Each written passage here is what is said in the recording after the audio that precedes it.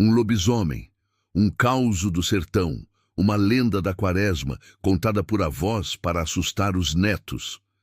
É algo que pertence ao passado, às noites escuras de um Brasil rural que quase não existe mais. Mas, e se eu te disser que essa lenda saltou das páginas dos livros de folclore e aterrorizou um bairro inteiro em pleno século XXI? O que acontece quando o lobisomem aparece não no sertão, mas em um bairro nobre de uma cidade industrial, em 2009? Em Ipatinga, Minas Gerais, o pânico foi real.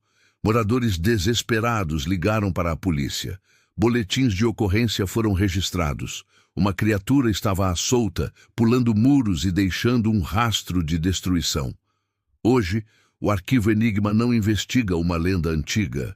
Nós investigamos um pânico moderno, um crime bizarro e um mistério que, até hoje, ecoa pelas ruas da cidade. O que foi, afinal, o lobisomem de Ipatinga? Fique comigo para desvendar cada detalhe deste caso impressionante. O ano é 2009. O local, bairro Horto, uma área nobre e residencial de Ipatinga. Para quem não conhece, é um bairro tranquilo, com casas grandes, muros altos, um lugar que respira segurança. Mas essa paz estava prestes a ser estraçalhada. Tudo começou de forma sutil, com relatos estranhos que se espalharam como um vírus. Moradores em pânico começaram a ligar para o 190, o número de emergência da Polícia Militar. Eles relatavam ter visto uma criatura bizarra, ágil e assustadora, pulando os muros das casas durante a noite. O mais chocante, no entanto, não era apenas a presença dessa coisa. Eram os ataques. A criatura não parecia interessada nas pessoas. O alvo era outro: os cães. Em várias residências, cães de guarda, animais treinados para proteger, apareceram mortos ou brutalmente feridos. As cenas eram de uma violência incomum, que não se encaixava no ataque de um animal conhecido ou na ação de um criminoso comum. A cada noite, o medo crescia. Quem ou o que estava fazendo aquilo? E por quê? As testemunhas oculares, quando entrevistadas pela polícia e pela imprensa, descreviam a mesma coisa, com uma consistência assustadora.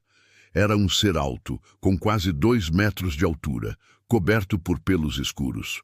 Ele se movia de forma animalesca, meio curvado, mas com uma agilidade que não era humana.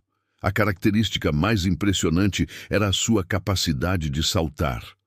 Muros de 3 metros de altura, que seriam um obstáculo para qualquer pessoa, eram superados com uma facilidade desconcertante.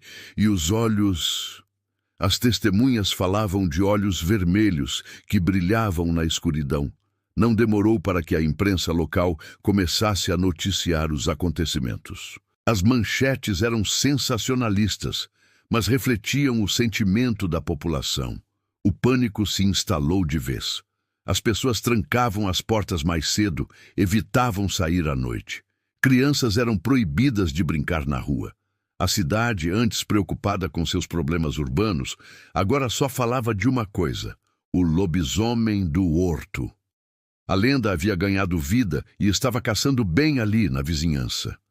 O Arquivo Enigma foi investigar a fundo, buscando documentos e registros da época. E o que torna este caso único, o que o eleva de um simples boato para um fenômeno documentado, não é a lenda em si, é o registro oficial. A Polícia Militar de Minas Gerais foi chamada tantas e tantas vezes que não teve outra alternativa a não ser registrar formalmente as ocorrências. Imagine a cena: um policial, acostumado a lidar com roubos, brigas e acidentes, tendo que preencher um boletim de ocorrência com uma descrição surreal. A natureza da ocorrência era bizarra: ataque de lobisomem. Isso não é ficção, está registrado. A polícia foi mobilizada de uma forma que ninguém esperava. Patrulhas noturnas, que normalmente circulam em busca de ladrões e suspeitos, começaram a ser feitas com um novo objetivo. Os policiais não estavam procurando por um homem, estavam caçando um monstro. O aparato de segurança pública de uma cidade inteira foi acionado para encontrar uma criatura de lenda. Diante de um quebra-cabeça tão estranho, várias teorias surgiram, tanto entre os moradores quanto entre os próprios investigadores. A primeira, claro, era a teoria sobrenatural. Para muitos, especialmente os mais velhos e religiosos, não havia dúvida. Era a lenda clássica, um homem amaldiçoado que, durante as noites de Quaresma, se transformava naquela besta. Alguns até especulavam que poderia ser um morador do próprio bairro, alguém que vivia uma vida dupla e monstruosa. A segunda teoria era mais pé no chão, um animal selvagem. A polícia chegou a cogitar seriamente essa hipótese. Ipatinga fica próxima a áreas de mata, como a Serra dos Cocais. Seria possível que um animal grande, como uma onça parda ou talvez um macaco prego de porte avantajado, tivesse descido da mata em busca de comida. Essa teoria explicaria a agilidade e a ferocidade, mas esbarrava em vários problemas. Nenhum macaco conhecido atinge 2 metros de altura, e o padrão dos ataques aos cães não correspondia exatamente ao de uma onça. Além disso, como explicar os relatos de uma figura bípede que se movia como um homem? Isso nos leva à terceira teoria, a mais provável e a que se alinha com outros casos investigados pelo Arquivo Enigma: o lobisomem humano. O que o Arquivo Enigma conclui? Assim como no famoso caso da besta-fera de Parnaíba, que já investigamos aqui no canal, o caso de Ipatinga tem todas as marcas de um criminoso real usando uma lenda popular como disfarce e arma psicológica. Vamos analisar os fatos. O bairro Horto era, e ainda é, uma área de alto poder aquisitivo. Um ladrão ou um grupo de ladrões, sabendo do poder que a lenda do lobisomem exerce no imaginário popular, pode ter usado uma fantasia bizarra para atingir 2 objetivos. O primeiro, aterrorizar os moradores, criar um clima de pânico para que as pessoas ficassem paralisadas pelo medo, distraídas do verdadeiro perigo. O segundo e principal objetivo, eliminar os cães de guarda. Um cão de guarda é o primeiro e mais eficiente sistema de alarme de uma residência. Ao matar os cães de forma brutal e assustadora, o caminho ficava livre para que dias ou semanas depois os criminosos pudessem voltar e roubar as casas sem serem incomodados. Era uma tática cruel, inteligente e diabolicamente eficaz. A criatura nunca foi pega.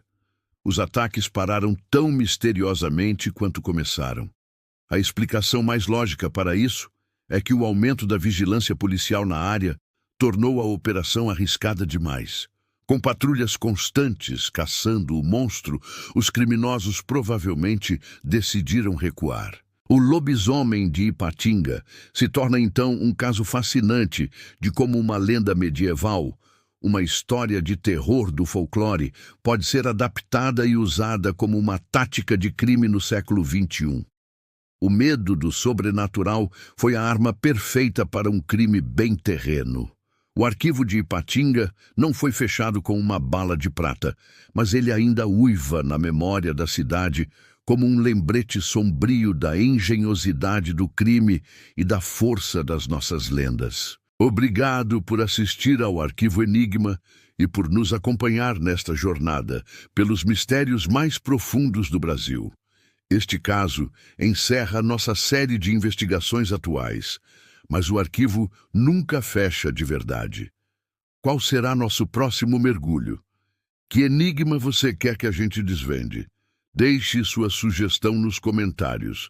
E se você gosta de mistério, crime e história, não se esqueça de se inscrever no canal e ativar as notificações para não perder nosso próximo caso. Até lá!